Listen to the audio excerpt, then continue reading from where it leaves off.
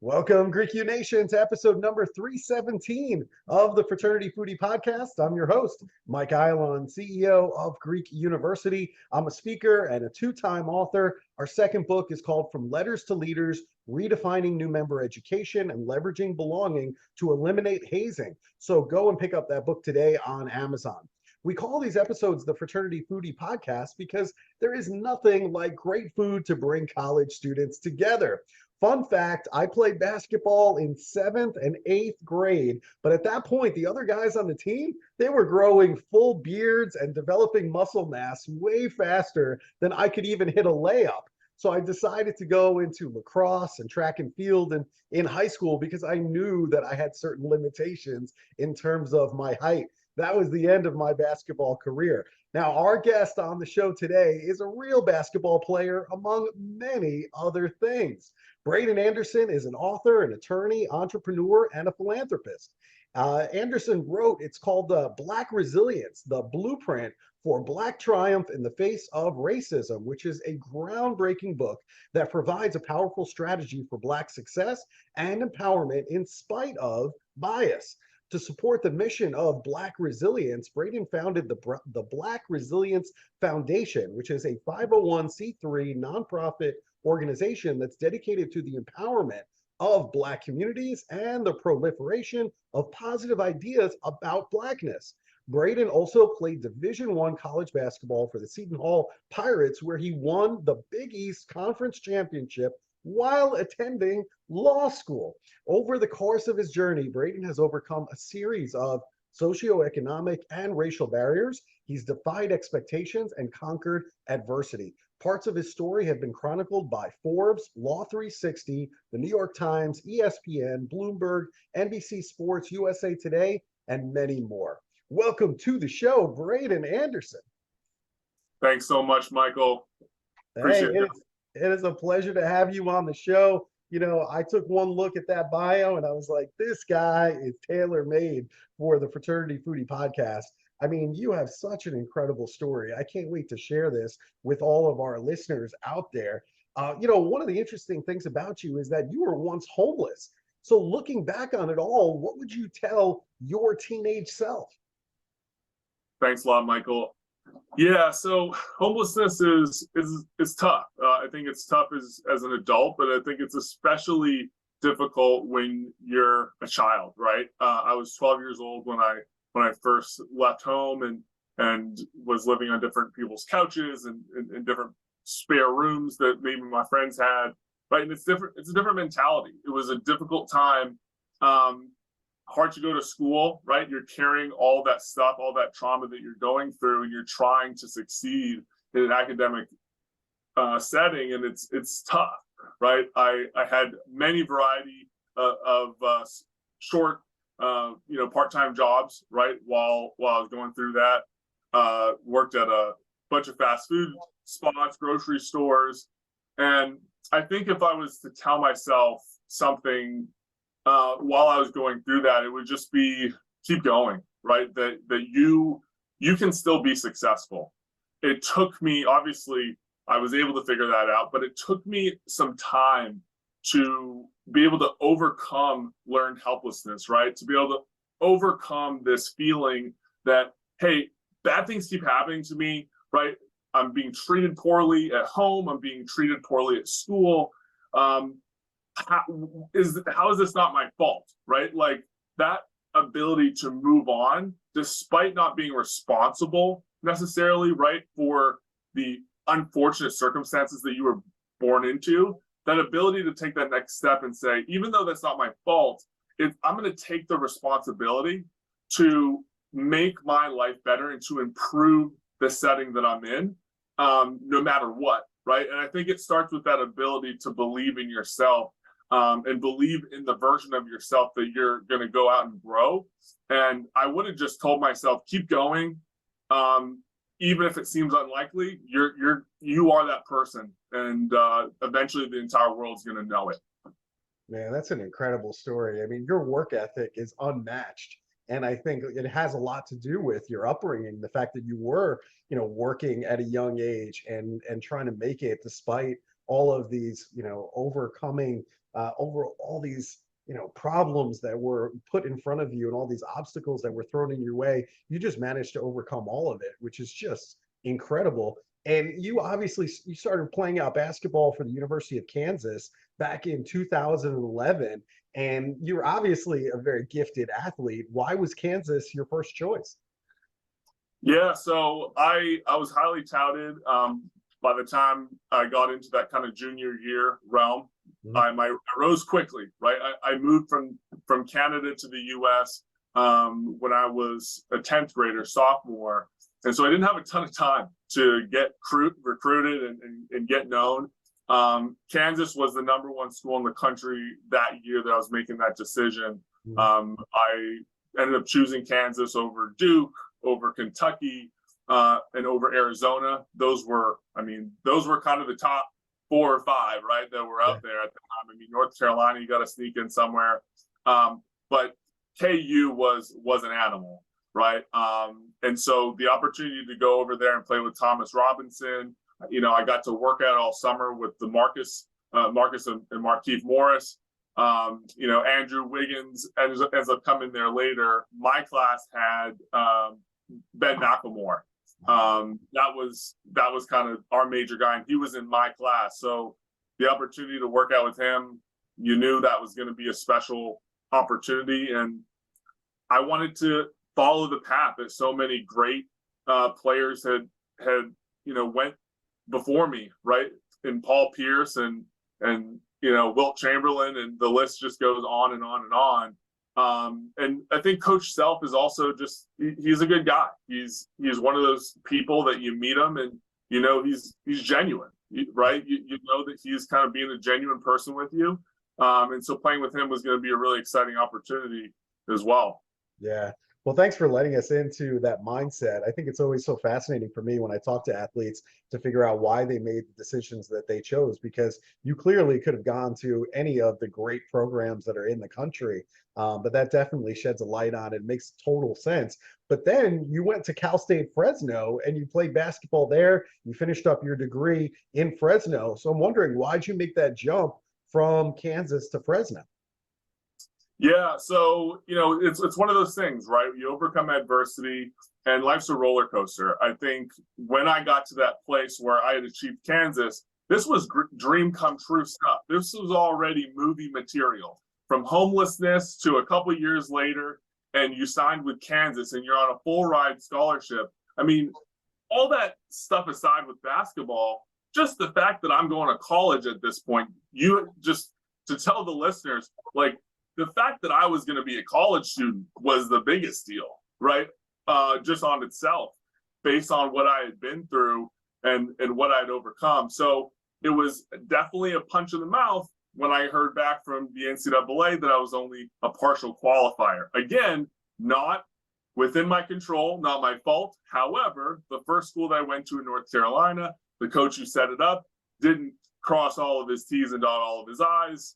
And I ended up with a transcript that, although they were ratified by the state and certified by the state, were not recognized by the NCAA. And although I had a 1450 on the SAT, I'm sitting there without the eligibility to accept this scholarship. And so I was initially told, hey, you got to go to a JUCO, you got to get your education straight and come back.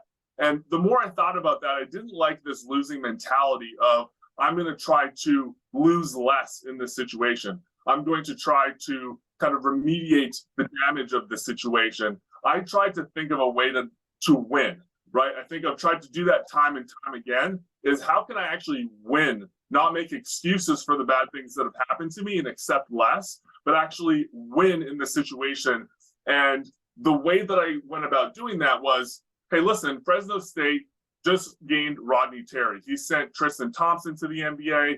He had recruited plenty others before him. And I wanted to follow this guy to a new program and go do one and done, right? Big fish, small pond. Paul George just left out of there, right? And so it's looking like a good opportunity. And so I went over there thinking that we're just going to get this one and done deal. And, you know, it was a good opportunity. It was all going to happen the summer right before my first season. I was going to be eligible to play. I was with the Canadian national team, right? The Canadian kind of Olympic development team all summer, working out with Steve Nash and the likes of just great players, right? Entire roster. And I broke my neck in a car accident a month before the season's going to start. Again, you can't make this stuff up, right? You can't predict the roller coaster that life's going to throw at you. Not my fault. We were hit by a drunk driver and I wasn't even driving the other vehicle, right? Nothing you can do, but you got to react and be grateful for what you have and have the winning mentality again, right? Wow.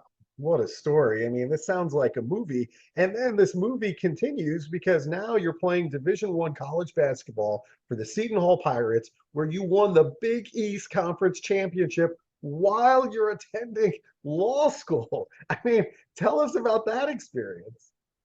Yeah, so again, had to figure out how to overcome that situation. I'm sitting there with a broken neck. I've lost 40% of my body weight. I can't even walk. I can't push myself up in bed, right? Atrophy is insane if you're on IV only for a month and a half and you haven't left your bed, right? Mm-hmm. And so I again started thinking about how can I win, right? And the only way I could see myself really winning in this situation, and the only benefit of what had happened to me, hard to find a benefit, right? Or a thing in the pro column when you break your neck, right? But I thought to myself, you know what? I now have a medical red shirt that enables me to get another year of free education, right?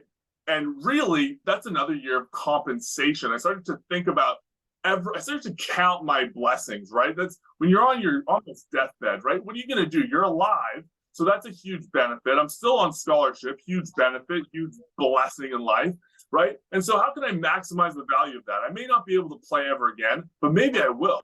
I can't control that. All I can control is how hard I work in rehab and what I do in the classroom. And so I started maxing out credits. I took double the maximum allowable credit, which was 15. So I took 30 every semester moving forward at Fresno State until I graduated 2 years early. I started doing this late. If I started at the very beginning before I broke my neck, I would have been able to probably graduate in 2 years. I was going that fast, right? But that opportunity, it made me realize I could now play basketball while in law school. I have 2 years of eligibility left, right? If I'm graduating 2 years early. So I went out to find any school, any law school that will let me do this, right? I soon found out it had never been done, right? And so any school that was going to let me do this, I was going to take my talents there. Seton Hall was kind enough and generous enough to allow me that opportunity, be the organization to kind of give this guy a shot, right? Don't shut the door. Let him kind of figure this out, right?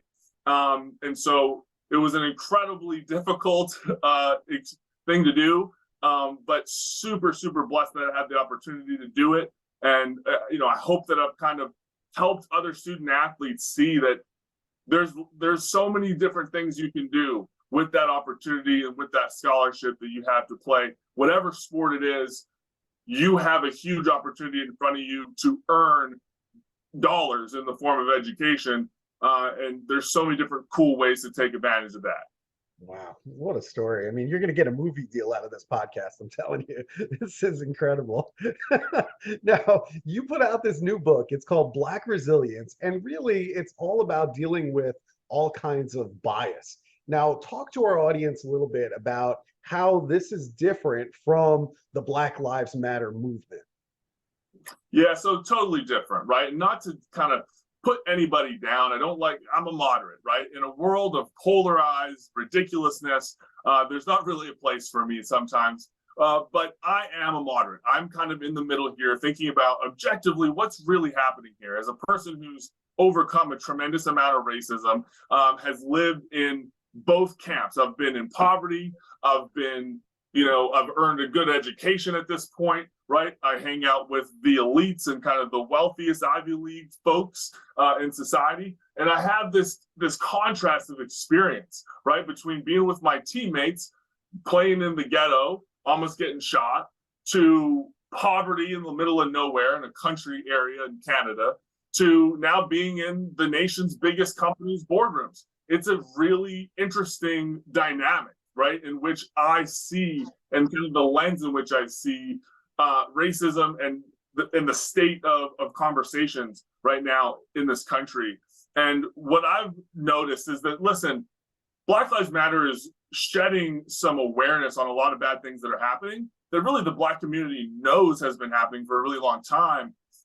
And what this does, when you rewatch these images and videos and you kind of consume this amazing amount of trauma, right, that's being kind of just forced down everybody's throat at the same time, it doesn't paint this picture of Black greatness, right? Black people are achieving in the world, right? Outside of sports and music, Black people are achieving. They are becoming doctors and lawyers and accountants and hedge fund managers and amazingly successful business owners. And we're not shedding the same amount of focus and spotlight on that as we are Black pain. Right? We just had another slave narrative movie get put out. I'm not even going to name it by name. I will say that Will Smith is starring in it.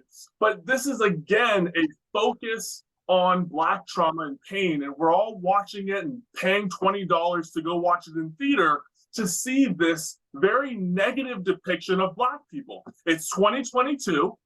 Let's get to kind of where we are right now. Right?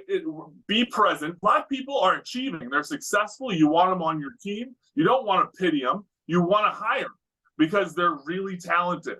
And we need to shed, until we make the focus on Black excellence and shine the light on that, those of us who are achieving, who are trying to be great and achieving that, right? In a society in which racism is it is deeply ingrained. It's not that I'm not saying racism doesn't exist. I'm saying it absolutely exists. And I've figured out a way to overcome it. And so many of us have. And that needs to be the focus. We need to really harness, what is this? What is this thing that certain Black people are able to do to overcome the racism? Right? They're still dealing with it. And right, we got to set aside this ridiculous, insane, horrible, terrible Uncle Tom sort of mentality and label, and the way that people are using that to hurt Black communities is absolutely horrible, right? And so it's about putting the focus on positivity, on Black achievement, and focusing on Black empowerment, right? You really can overcome what's in front of you, right? And so I've used my story as a way to say, listen, I've overcome a lot: broken necks, unfair stuff, racism. This is just focusing on racism. The book takes a small piece of what I've went through. There's plenty there in the form of racism, and said, here's what I've done as kind of a blueprint for here's how I overcame these things. And they were pretty daunting. And I know you've faced them as well. And just kind of putting together a Black Bible, if you will, of how you overcome this world that we live in and still win at a high level. I really like your perspective. I really, really do. One of our speakers talks about Black History Month, but she's like, why is it only in February? Like, let's talk about Black excellence every month. Like, why are we just talking about it in February? It doesn't make any sense. So I think the title is Black History Month every month. I mean, we celebrate white excellence every moment of every day. So let's do it. Let's celebrate Black History Month every month. But everybody says that, right? Yeah. And like, there's two schools of thought, right? There's a school of thought where we need to really focus on diversity. We need to name it out. We need to call it out. And we need to specifically force people to focus on it at certain times. Big picture, I'll tell you, Michael, I don't really think that that's going to work. I really don't think it's the path that's going to lead to success overall for Black people.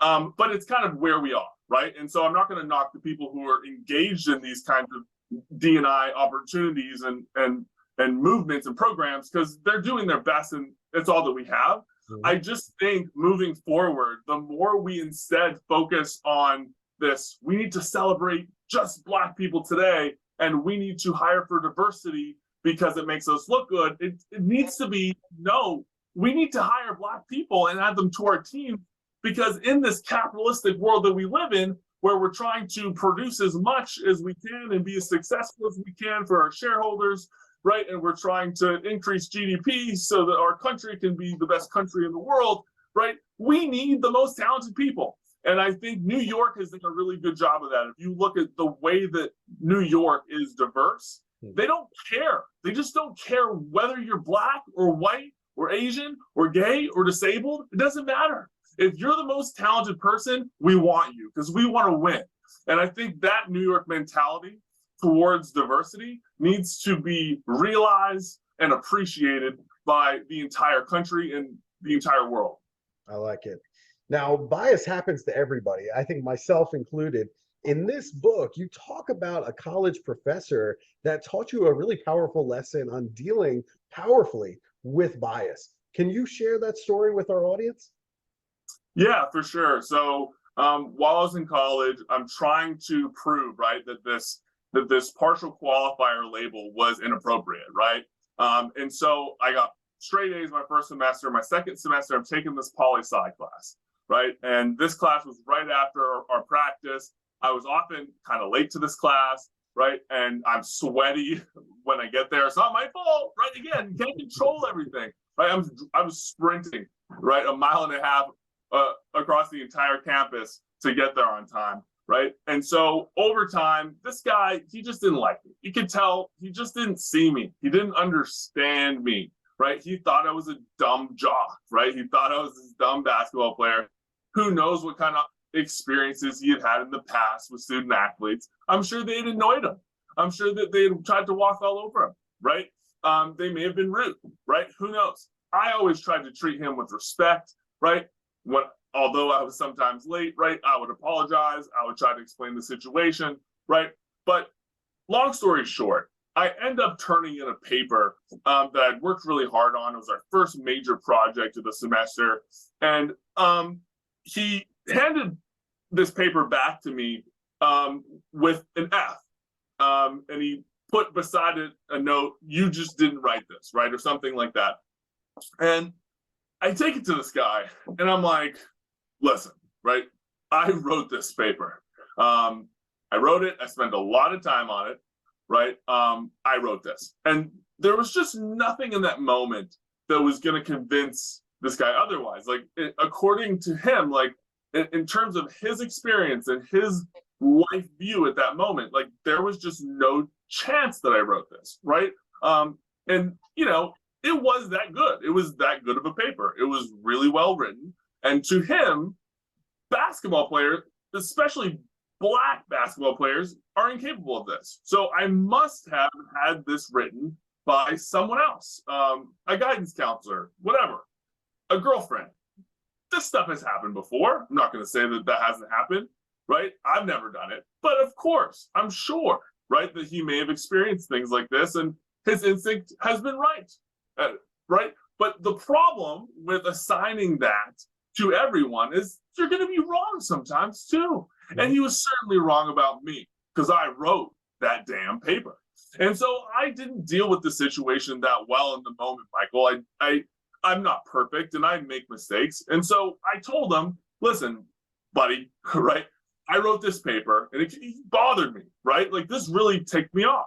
And so my response was, listen, screw you. I wrote this paper. One day you're going to look back and you're going to look me up. 20 years from now, you're going to look me up and you're going to realize I was wrong about that guy. He is really smart and he definitely wrote that paper, right? And I told him, I don't think you know me. I got straight A's, right? I kind of felt defensive about the whole situation, right? And I was just like, but you know what? Forget you anyway. And I just walked out of the class and I never went back, right? It was just like, I don't need to prove myself to you. I have straight A's. I'm going to get an F here, and this will be the only F I ever get. I actually said that to him too. I was like, you're going to give me an F in the class because I'm never showing up again because screw you. And it'll be the only F I ever get ever. And you can look me up in 20 years, right? Was essentially my approach. As I thought about it more, right, I was like, okay, how can that wasn't the best way to handle it, right? But it was also a really frustrating situation. And so my goal was not like, how do I handle that situation again? It was more, how can I make that situation never happen ever again, right? And what I tried, and it ended up working phenomenally, was at the beginning of every single class from that moment forward, I would go up to the professor and just call out their bias and just correct it right away. I'd be like, listen, I don't know what experiences you've had in the past with student athletes or Black people or like whatever. I didn't usually mention Black people because I didn't want to put people on edge, but like in general, student athletes, people like me, right? But I just want to let you know, I really, really care about your class. I took it specifically. I looked up your class on Rate My Profession, and I want you. I read your past works about X and Y, and I thought your perspective on Z was amazing because of this, right? Like I would get into it and kind of prove my interest in their class, right? And my preparation for my conversation with them, right? Do some digging a little bit to kind of understand them, right? So that I could be as accurate as I want them to be about me and who I am, right? And really, you never get there unless you give the empathy. You have to kind of build a bridge. And I talk about that a lot in terms of who has that obligation to build a bridge. This ended up going very, very well, right? It really worked moving forward. I was able to kind of stop it in that racism and that potential for bias in its tracks. And I could see people as I was having these conversations, I could see their bias melt. I don't know if you kind of get what I'm saying there, but like you can see it in someone's face when you're saying something and they're just like, oh, okay, right? And they're like, thanks, right? And it's like they almost don't want to admit that they needed to hear it, but like you can tell that it really helped. It's this kind of funny thing where it's the feeling of building empathy, right? And building that bridge with people. And what a lot of people will say in the Black communities right now is, this isn't my job. I don't want to do that. I shouldn't have to do that. It's BS that I have to do that. And to them, and I say now, and I say in the book, you're right.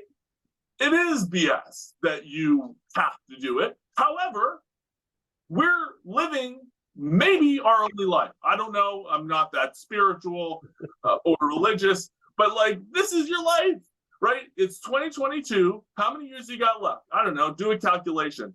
You want to win, right? Racism, you're going to bet your life that it's going to be fixed? Snap your fingers in what? The next couple of years? I don't think so. I just don't. I'm not willing to bet my life on the fact that racism is going to get better. So what do you do if you're not going to bet your life? You say, well, can I do something about it? Do I have to eat some humble pie from time to time and build a bridge with people to help them overcome their own biases so that they don't prevent me from succeeding? Yeah. Am I willing to do that? Sure. I really want to win. I really want to win for my kids. I really want to win for my mom, for my siblings. I want to win for my community. I want to win for my people. Anybody who can relate to me, they're all my people. Black, white, doesn't matter. If you can relate and you kind of get what I'm talking about, you're my people, right? I want to win for all of us so that we can help our ideologies rise to the top, right? And so that we can help people who need that help, right? That's why I started the foundation. It's just to help make sure that it's not just a book. It's a movement. It's an idea. And ideas are best shared through books because you can be comprehensive, right? There's no questions. What was Braeden Anderson really thinking? By the time you finish the book, you got it, right? And you have it in context. And so I think that's the most effective way to spread ideas quickly through books, because you can get everybody on the same page. Everybody who's read the book at the same time, we can all talk and be like, we get it. And it would take weeks of talking, right, to explain all the ways in which we get it. But now we're united by this book. Now we have this book that we all kind of are like, yep, we see each other. We get it. Let's do this, right? And that's how I think we have the opportunity to really change the world. Because, Michael, to close off, if you were really, really racist, right, and you truly didn't want Black people to succeed, what's really the worst thing that you would ever consider happening, right? It would be Black people thinking that they can win anyway.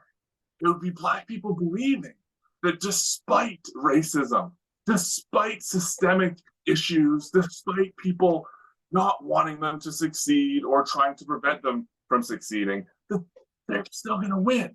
That is terrifying if you're a racist, right? What's terrifying is putting light on successful Black people, not in the traditional sense, right? We spend a lot of time glorifying professional athletes, right? Glorifying musicians and entertainers. Why don't we spend that time glorifying other areas of Black success? It doesn't fit a stereotype. That's why, right? And so I think it's just really fascinating when you start to kind of put the cap on that side and think, how do we kind of play chess right now? And just the game theory behind bias and on a national scale, what it does to psychology, right? Let's get some psychologists in the room to talk about what it does to a nation of Black people when they are forced to watch narratives and videos of Black murders over and over again, and stories of Black failure and Black trauma and bad things happening, and this focus, right, all day long about Black people are being treated horribly and everything's bad and terrible. It's like, oh my God, right? Like, it's like, how do I free myself from this?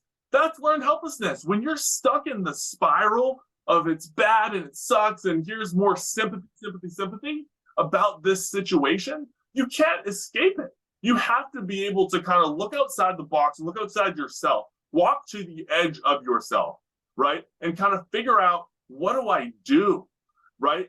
And this message and this movement of Black resilience is just about that conversation. I don't want to attack too hard other conversations, but this one is pretty good and we should have it, and we haven't had it enough, right? I love it. So you mentioned the book, Black Resilience. You mentioned the foundation, Black Resilience Foundation, which is a 501c3 nonprofit. How can our listeners help all of the charity work that you're doing? Yeah, I mean, I would say, listen, if you have a specific project in mind or an idea or a person that you think we should meet or be involved with, let us know. If you have a company that wants to be involved in this kind of stuff and you want more people to hear this message, right? I do some public speaking, so I'd be happy to put on a presentation and just kind of have this conversation directly and kind of attack the issues that are really most critical to your company. But, you know, outside of that, like, obviously go buy the book, blackresiliencebook.com. It also links to the same website for the foundation. And so please donate, right? If you can't personally be involved, absolutely donate. All the money from the sale of the book is going to charity as well. So it really is about trying to make a difference and trying to build a platform called BX Talks to elevate and shine light on the successful stories of Black entrepreneurs, achievers, professionals, kind of a play off of TED Talk, but different in a variety of ways that kind of build a better mousetrap, so to speak, and most importantly, you know, focusing on the Black voices, both for the benefit of the representation of those folks who have won, right, and shown Black resilience, and also for the consumers of that, right, to see Black success being depicted and celebrated. I know how important that was for me, and how really terrible it was that I didn't see that growing up in Western Canada. Didn't ever meet a Black doctor or Black lawyer or hear that story. And so I had to just convince myself, right, that this was possible. I just had to just dream it up. And it really helps if you can see that depicted really clearly, especially from the voice of someone who's went through something similar to you. Because you feel like, wow, if he can do it, maybe I can do it, right? That kind of dynamic and mental process can be really hard for people if they're having a difficulty making that leap to believing in themselves and their potential. Mm-hmm. Thank you for sharing that. Now, besides being an attorney at a top global law firm, you're also an entrepreneur, and I want to make sure that we get to that because we love good food here at the Fraternity Foodie Podcast. So talk to us a little bit about your entrepreneurial ventures in New York City, because I need some good places to go to get some good food and get some good coffee while I'm in town. Absolutely. So during the pandemic, I moved down to South Jersey outside of Manhattan. And I found myself lacking a good coffee shop. I found myself lacking good coffee. I realized that over the several years of living in Manhattan that I had become unknowingly a coffee snob.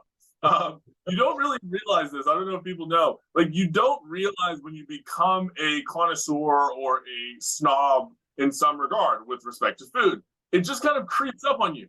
You have enough flatbreads, and after a while, you are kind of an expert, and you can tell if it's middle of the road or kind of crappy or it's really, really good, right? It just comes with experience. And so when I moved to South Jersey, I was like, oh my God, all the coffee sucks. And so I took it upon myself to just create a coffee shop. I was like, you know what? It can't be that hard.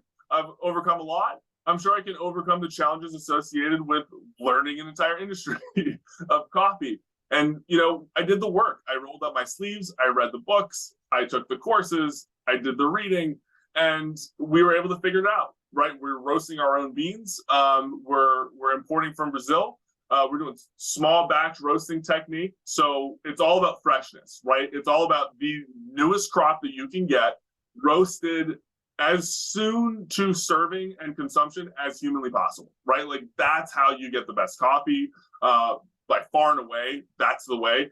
The single origin nature of where you get it, that's the other way, right? The source freshness is number one. Number two, sourcing your beans, both from a fair trade perspective, just because that's obviously really important to me, that the farmers are being compensated fairly, that those are good conditions to extract beans. It's just good karma and good vibes, right?